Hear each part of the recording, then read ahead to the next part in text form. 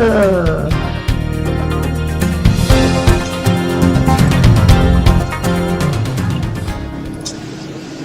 afternoon, everyone, and thank you for joining us for today's media event. Initially, each attendee will be muted. If you wish to ask a question after the presentation, please raise your hand.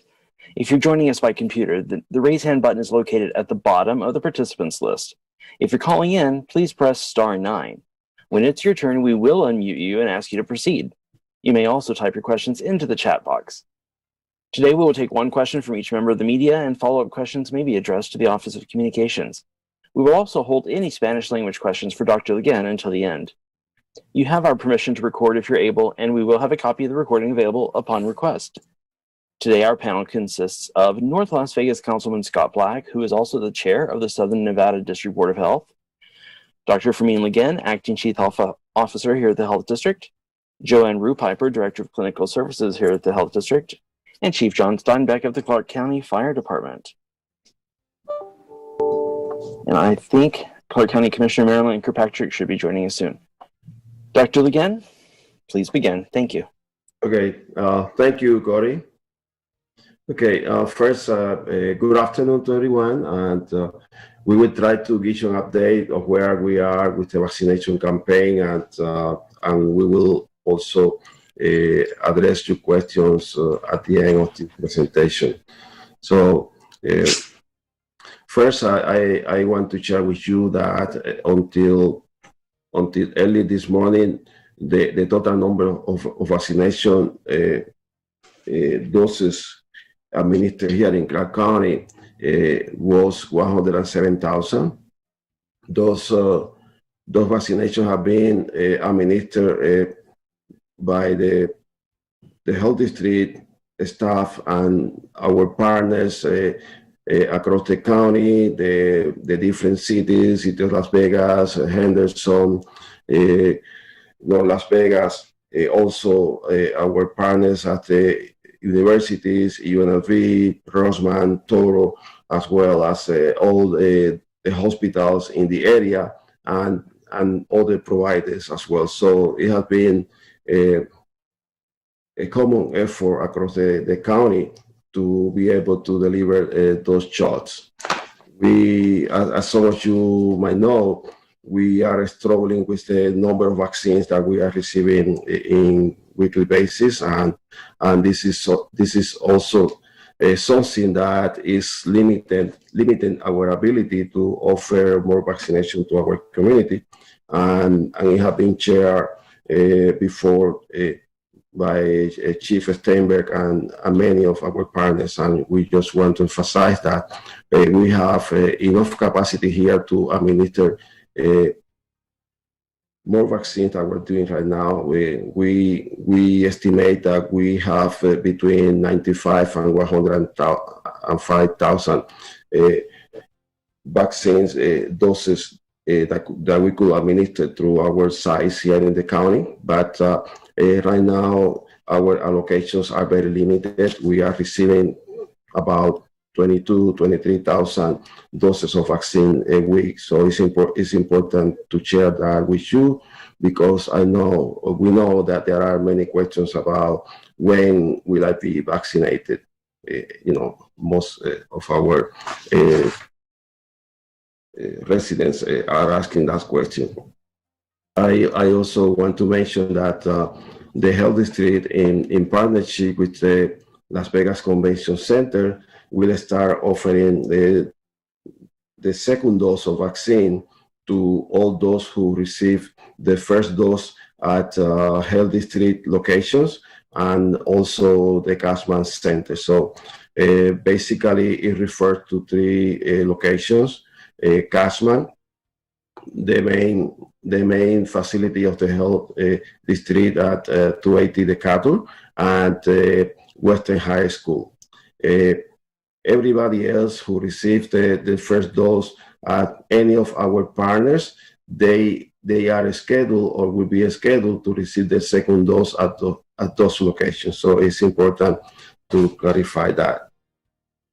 And also, we will be offering the second dose of vaccine at the convention center for the next a few weeks. And once we receive larger shipments of vaccine, then second dose of the vaccine will be offered at multiple sites beyond the convention center and the initial places where people might have received the vaccine.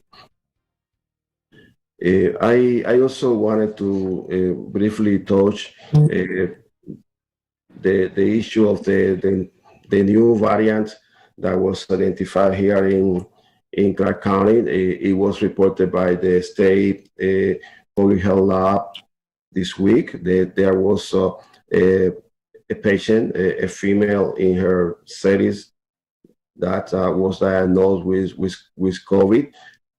But when our lab here in Southern Nevada start looking at the specimen from this patient, they noticed that there were certain elements in the structure of the virus that weren't consistent with what we have usually seen.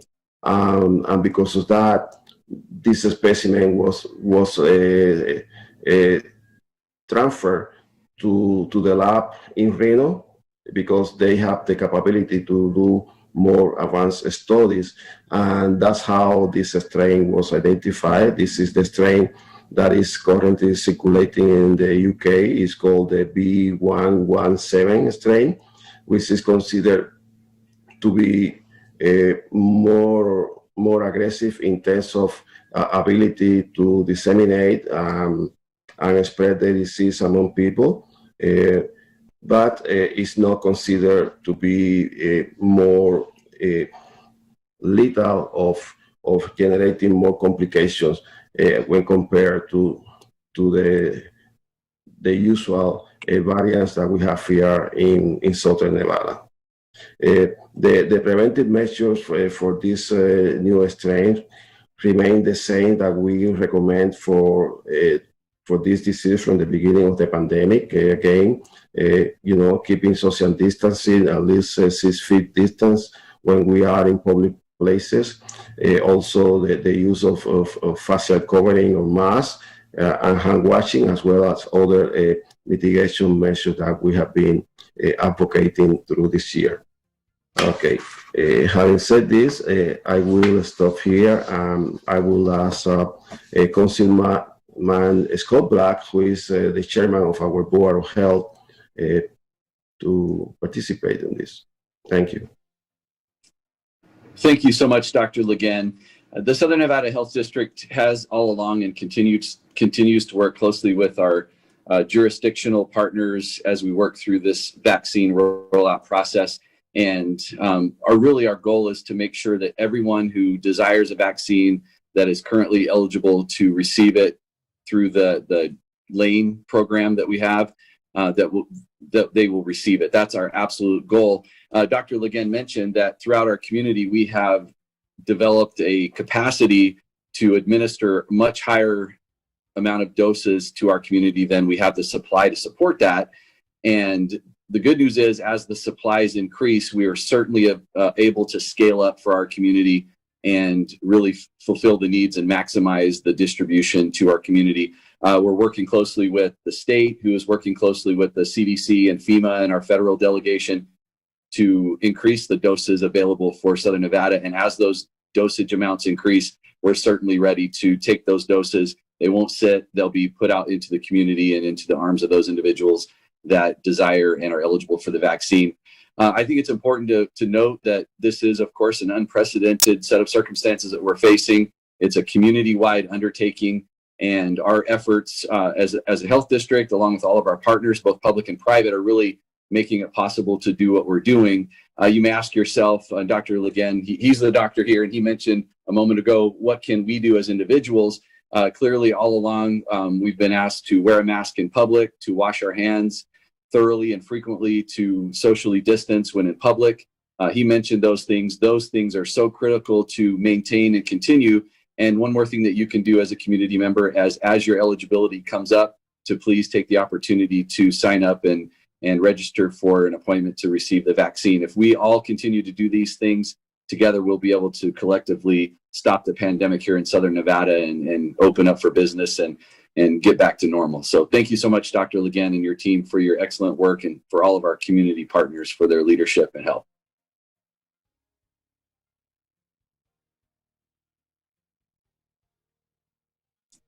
Dr. Legan, you're muted. Sorry, thank you. Okay, thank you, Councilman Black. I will have Chief Steinbeck to proceed.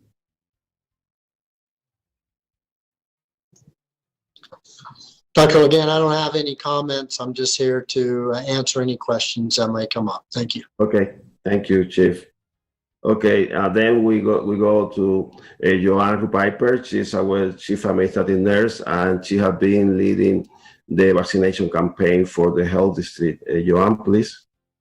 Well, good afternoon, everyone, and thank you for attending our media events so that we can get the information out.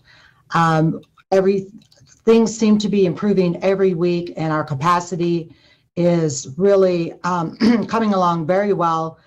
We just need vaccine, and we will be able to vaccinate this community and get everyone back to work.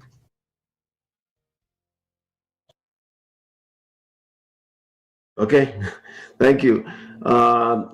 Corey, would you please open for questions? Yes, sir. Our first question today comes from Ms. Jacqueline Schultz. Please go ahead.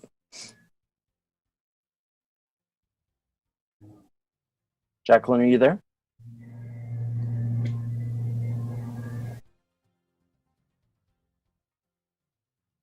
Okay, we'll try with Jacqueline again in just 1 second. Let's go to Lauren Clark from Channel 3. Unmuting you now.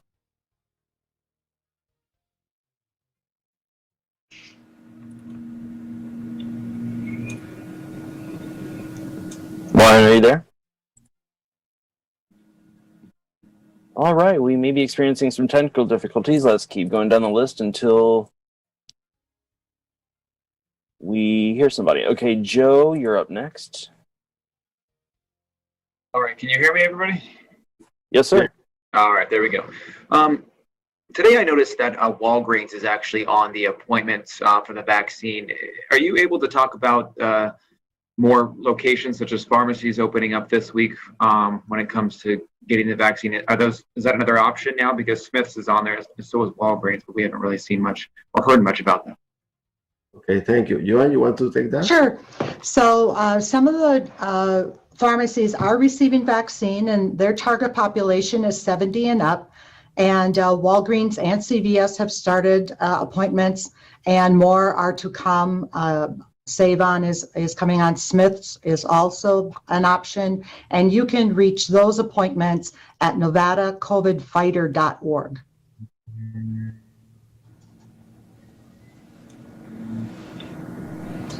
Let's try Jacqueline again, see if we can hear her this time.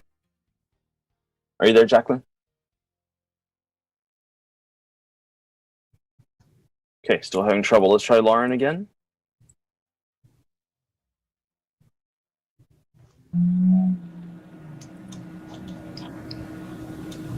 Lauren, is it working?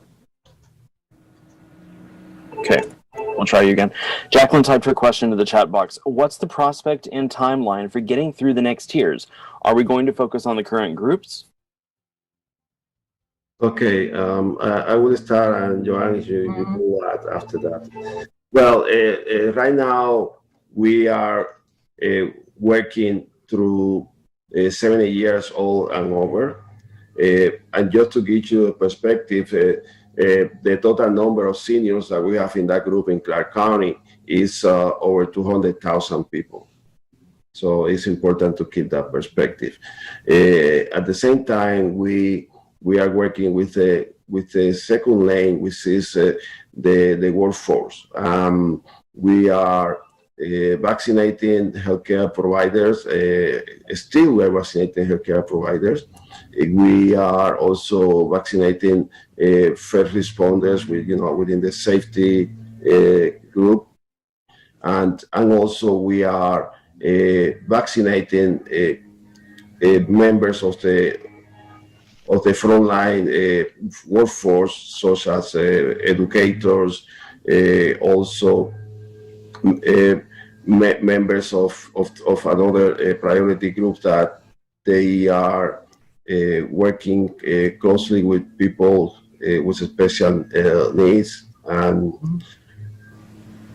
and then what is the other group that we had, Joanne? Because we stop at the governance, which is the Right. who Yeah, work at the county. Yes, go ahead. Yeah, between governance and transportation, that's where the cutoff is for the essential worker.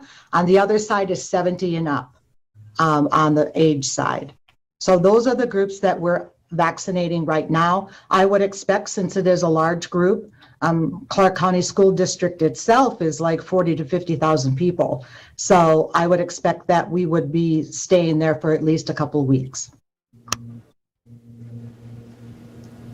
Next up today is Mary Hines. Can you hear me? Mm-hmm.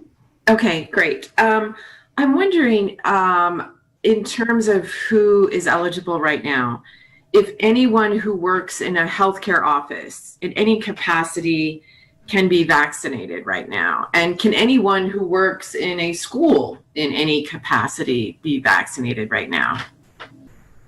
Well, as far as medical, yes, they can be vaccinated. For school, it depends, because that's a newer group, and so I think there is a plan for CCSD, working with UNLV to get a plan, and there may be some limitations there. I think I can't say for Clark County School District, but my understanding, there is a vaccination plan, and they do have groups that they are prioritizing. Right, Joanne, let me add into that. Regarding the school system, the short answer is everybody who's working at the school system, Mm-hmm. whether it is private schools or Clark County School District, they are eligible to be vaccinated at this phase. Specifically for Clark County School District, they created their own priority groups, if you wish, and based on that priority groups, they are being vaccinated today. Thank you. Cory. Lauren from Channel 3 has asked her question in the chat box. When can residents expect to move to the next lanes? So like the 65 and older, 65 to 69 group, when will they expect to be eligible? Okay. We, as I mentioned before, we have over 200 people in Clark County who are 70 years old and over, and we are receiving about 22,000 doses of vaccine a week. So unless the allocation of vaccine change and we do not have control with that, we are several weeks, I would say, before we can actually move into the next group. And it's not because we don't want to, it's just because there is no vaccine. Thank you. Our next voice question comes from Alexander Zapata. I'm unmuting you now. Doctor Leguén, ¿me escucha? Sí, Alexander. My question is going to be in Spanish, sorry. Doctor Leguén, si nos pudiera... Hold on. Okay. Cory said that Spanish will be at the end. I don't want to violate what he already said, and so that's great. I can wait. Don't worry. Yeah, thank you. We'll definitely come back to you. I promise. Okay, let's go on to Astrid Mendez. Unmuting you now. There you go. Hello, everyone. Since you were talking about the teachers' vaccination, actually CCSC released, basically a memo to their employees saying that now that they can register to get access to the vaccine. I was wondering what is the relationship that you're having with them about it? If there's already like an established number of vaccines that have been already allocated to them. Obviously, they need to prove that they're employees with CCSD, but of course, there's still a lot of questions about how many can they do this? They have this Joanne? Sure. I mean, keep in mind, we're getting, like Dr. Legin said, we're getting anywhere from 22 to 25,000 per week. So UNLV is actually managing CCSD. So that email, I think, was a couple of weeks ago. So I think there's a newer plan, and I think they are prioritizing their list, just like we did with the hospitals, where we prioritize those who would be, you know, on the front lines. That's what I understand CCSD is doing. So employees really should wait from guidance. If they work for a large organization, they should go to their employer and say, is there a vaccination plan? And that is the best approach at this point. Jeff Gillen, you're up next.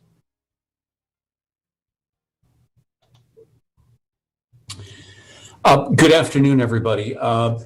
This is for anyone at the health district. Perhaps Joanne, you could weigh in on this, or Scott Black. But could you walk me through, if and when you get more vaccine, just exactly how you would be able to scale up, and what the plans would be, what that would mean? What would that be? 24-hour sites? Would that be drive-through sites? Just exactly what would you do with more vaccine?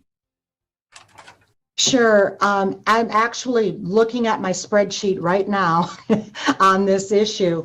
So with the capacity we have right now, we could probably do about 80,000 per week. Our goal is around 100,000 per week.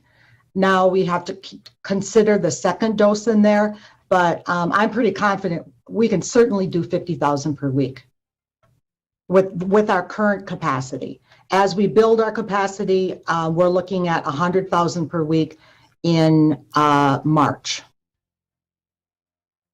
And Joanne, what Jeff alluded to also are also potential scenarios for us, such as 24-hour sites, drive-through sites. Yes. All those things that he mentioned Yeah. are all prospective aspects to our Yes. plan as we scale up. But the existing capacity that we have is what Joanne indicated, you know, well into the tens of thousands, upwards of 80,000. We're just working closely with the state, with the federal government to up our allocation. And once we do that, we'll be able to incorporate more large-scale pods, megapods, if you will, more strike team aspects to areas of the community that have mobility issues, potentially 24-hour sites. All those things that you mentioned will be part of our multi-pronged approach to reach everybody as quickly as possible.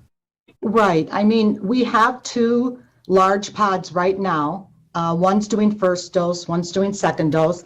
At Las Vegas Convention Center is second dose, Cashman is first dose. And then we have the capacity here at the health district and all of our partners. With just that capacity, it's around 40, 50,000. So that's just operating 5 days a week, eight hours a day. That's not even doing 24 hours. So with another 2 large pods to do the second doses, we would easily be able to do that capacity, and without even having to do the 24-hour thing. So we have a lot of vaccinators here. We're getting some help from FEMA, National Guard. The fire department's been awesome helping us out with this. And so when we're ready to really open up for the public, we'll be ready around March, April for that. Yeah, thank you. Maybe May. Would you like to add to that from your perspective? I'm sorry, Dr. Legin, was that for me? Yeah, I was asking if would you like to add to that? Yeah, sure, absolutely. So I agree with Joanne. I think that, in fact, I'm even more optimistic on the numbers there a little bit as we take a look at the spreadsheets there. Our SNHD, so just the sites that SNHD is supporting shows 94,370 today. Those numbers continue to be adjusted. So we really think we could put that together and be pushing that out each week, starting today if we had the additional vaccines. Certainly, as well, to the more general question, how would we go ahead and do that? For instance, Cashman site, it's running just over 1,000 now. It's only because of vaccine limitations. That would instantly be up to over 3,000 a day. You look at that scale all the way across at the different sites, everybody can do more. And that is, just like Joanne said, without expanding hours and without expanding additional sites. And certainly the model that's at Cashman, at Canyon Springs, and at even some of the smaller pods can be replicated now. So it's a resource request. We add additional personnel there, and we can have multiple sites like that. So the question, have we considered drive-through sites? Yes, absolutely. We have plans in place to do drive-through sites if that's going to be the best operation for us, but there just hasn't been the vaccine to enact those. And we've had a tremendous response from the community of offering sites. So everything from public to private locations. This is what people want right now.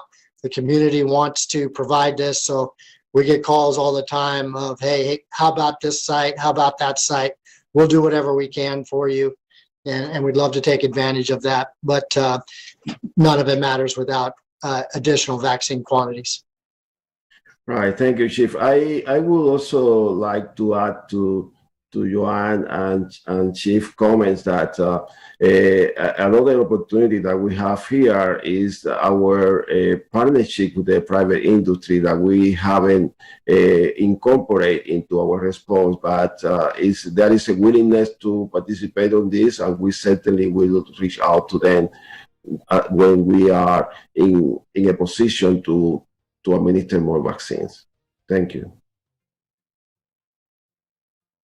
We've had a couple of questions in the chat box specifically for Joanne. People wanted to clarify something that was said earlier.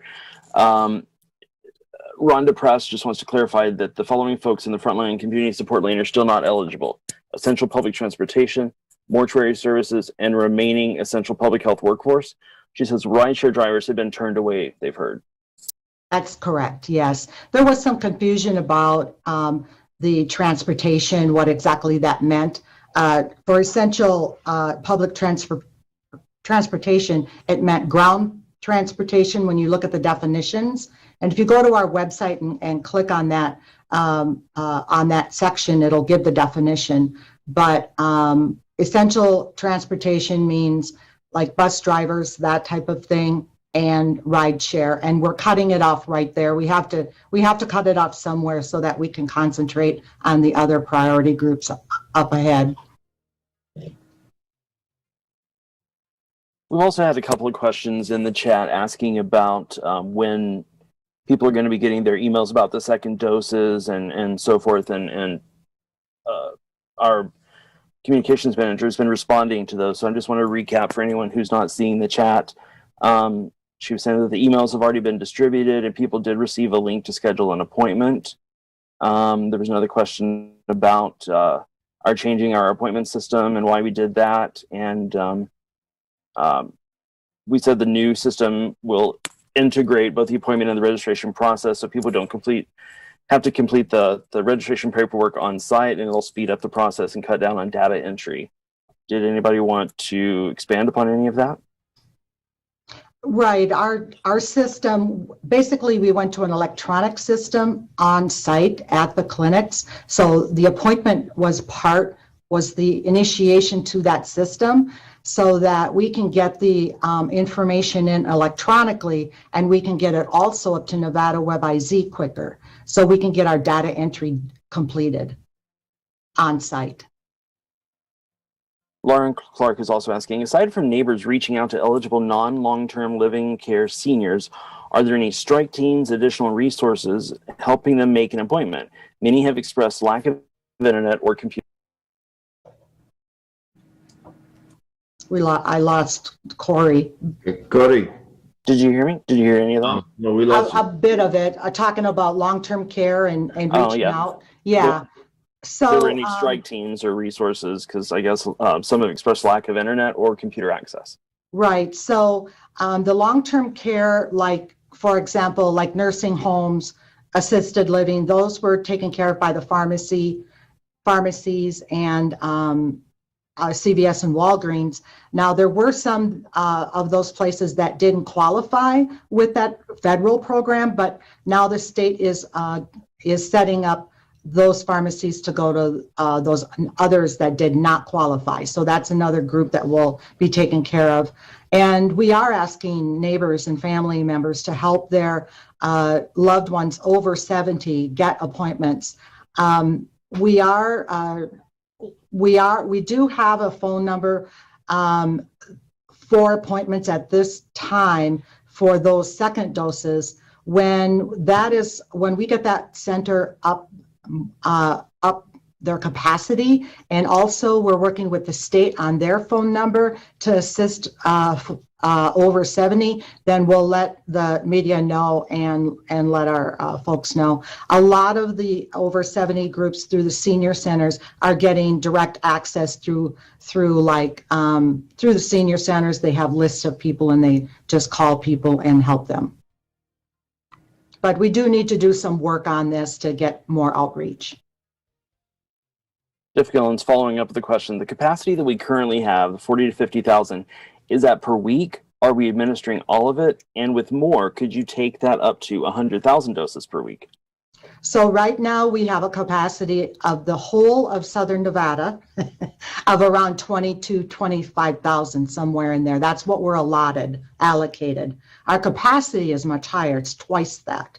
So that is not the issue. It's getting the vaccine from the federal government. So our capacity probably is more. I'm looking here, probably a 60,000, and with a few more pods, we could easily, I think, get it up to 100,000. I think Chief Steinbeck would say yes, and that's where we are. We have to consider how we're going to do second dose. So we would actually need a capacity of 200,000 per week if we wanted to do that.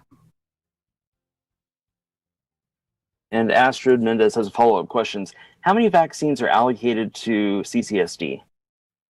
That was already answered. I mean, Yeah, I am not sure how much UNLV is getting, but as all of Southern Nevada, we're getting 25,000. So there's not a specific allocation for CCSD, but UNLV, it really is based on their capacity and how much they order. Okay, right now we don't have any more raised hands or questions in the chat box. So in a moment, we will move on to the Spanish language questions. But first, does anybody have any wrap-up comments before we move on?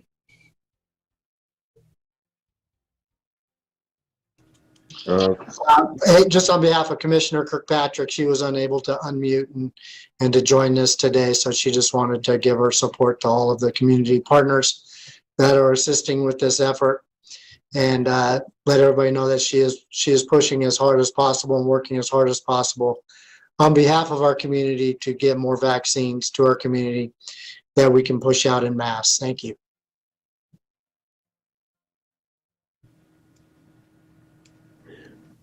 okay, Cody, thank you. I think you can move to the next section. Oh, sorry, I was muted. I was trying to talk and I was muted. I apologize.